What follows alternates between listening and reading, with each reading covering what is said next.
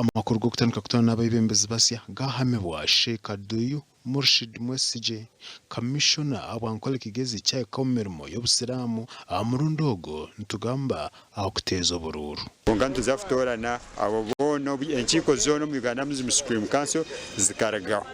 kuzarigireho turiyo hate nizo tukuzagarura busya nizo tuzagarura mu ntebe ku rugace y'amani wo muzigiti kwikace y'amani wa Uganda mu Supreme Council abo cyanga cyankole na kigezi okikoro ashitamaho mu rembo rwa Mbarara rwakwamo ba district card abankole na kigezi ndi mu kimanye constitution y'itwensia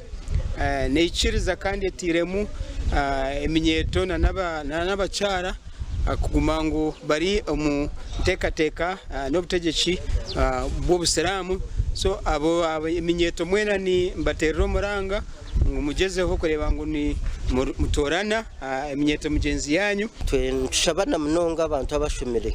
mushomere na certificate zimwine diploma degrees na masters nangwa na ba professor nimukira munonga kwejumbiro mu butegeke bwa government konkana na nobudini hati ntwenda muize muyamba abantu banyu. I call upon the women to come and participate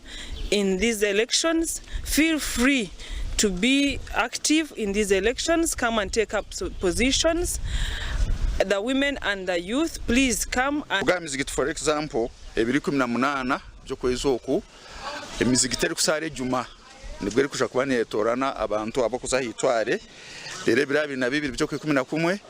okutora kuja kuzaha amatware inganizo counties kandi ebiro 24 byo 11 nisha kuzaho buciye bwa ad hoc regions